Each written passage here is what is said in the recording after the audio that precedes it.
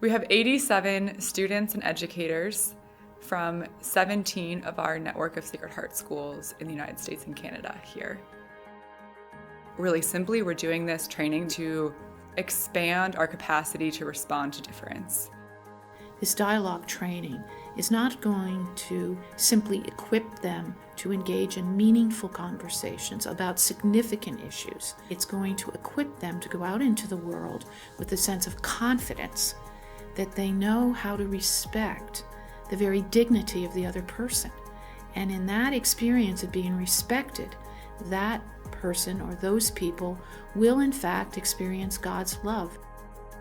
Our goal is this idea of training the trainers. So how can we, as a network, build the space for dialogue across our shared issues, the shared things that are dividing our communities, as well as for us to understand one another?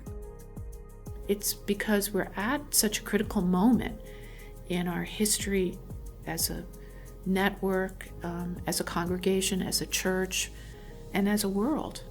We have got to repair, rebuild relationships that are rooted in mutual respect and the fundamental belief that our common humanity demands this of us. There are a lot of programs and resources out there, and we've promoted them and brought them to our schools. But I've kept coming back to the Tony Blair Institute and Generation Global because I really think that their skills-based approach aligns so well with our mission, with the goals and criteria, that we have to develop certain qualities, certain attitudes, ways of being before we enter into those conversations if we want them to go differently. We don't get a lot of opportunities like this except for maybe like summer service projects and things of that nature.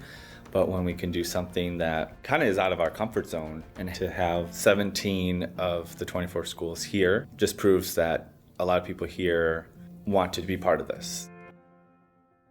I really didn't think I'd be interacting with the teachers at all. I expected there to be separate programs, but I really liked that we did get time to go off and focus on our specific areas within the school, but a lot of it was cohesive and together, because I think students and teachers need to be working together to make a change.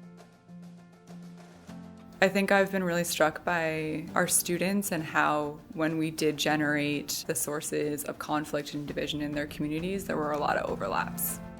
The things that came up were religion, politics, diversity, and sexuality. So if we don't know how to talk about those differences, those sources of conflict, our mission is at risk. If you look at our 5 goals, there's a piece of them in every part of dialogue training. Building community, that's what dialogue hopefully wants to do. Growing authentically as yourself with freedom. You're allowed to have your opinions. You're allowed to bring who you are to the table, but you don't want to just stop there. A social awareness, right? How do we learn about the world? We ask questions, we analyze, we say, I don't know, and I want to hear what you have to say. Intellectual values, this is learning. It's not in a classroom necessarily, it can be, but it's growing our brains in a different way. And then finally, goal 1, we have religious differences, but what a better way to explore them than through dialogue and sort of see what kind of faith unites humanity, whether it's a denomination or not. I think nothing speaks to the 5 goals more than this right now.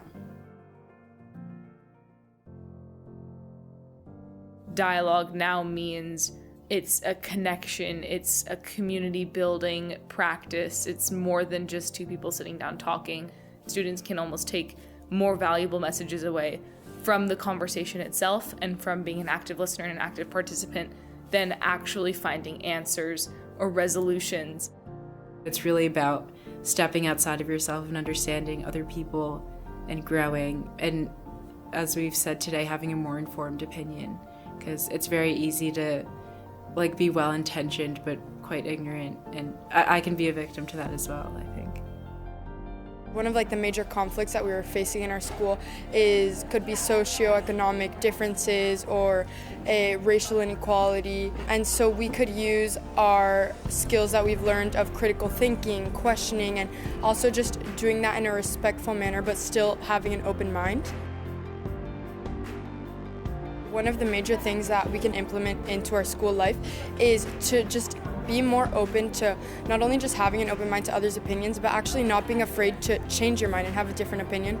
To bring back like how to effectively communicate and like effectively talk about like these serious issues, and being able to make everyone understand like that there's more than one side to every problem.